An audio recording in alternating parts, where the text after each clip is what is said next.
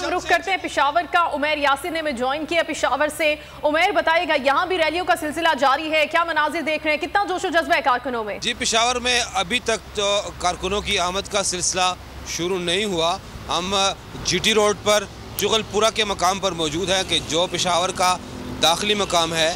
यहीं से तहरीक इंसाफ की इलेक्शन कराओ मुल्क बचाओ रैली का आगाज़ अब से थोड़ी देर बाद होगा और ये रैली यहाँ से जुगलपुरा से शहर की तरफ जाएगी और वहीं पे अख्ताम पजीर होगी। उम्मीद यही की जा रही है कि पेशावर और खैबर पख्तूनख्वा चूँकि तहरीक इंसाफ का गढ़ समझे जाते हैं, यहाँ पे बड़ी तादाद में लोगों की, तहरीक इंसाफ के कारकुनों की और मकामी रहनुमाओं की आमद मुतवक्को है।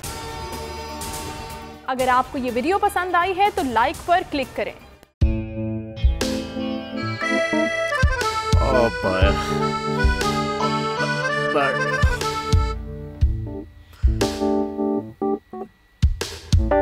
इंतशार से निकलने का वाहिद हल इंतखाबात हैं।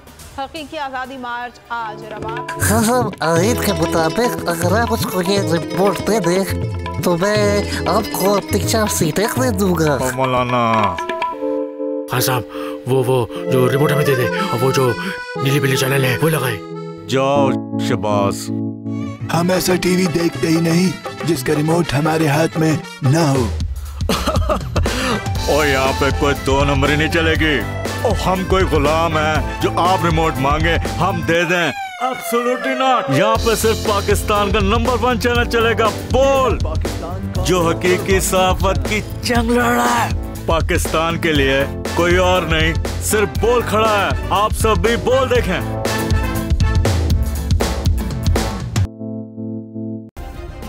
सब्सक्राइब करें और बेल दबाएं ताकि कोई खबर रह न जाए।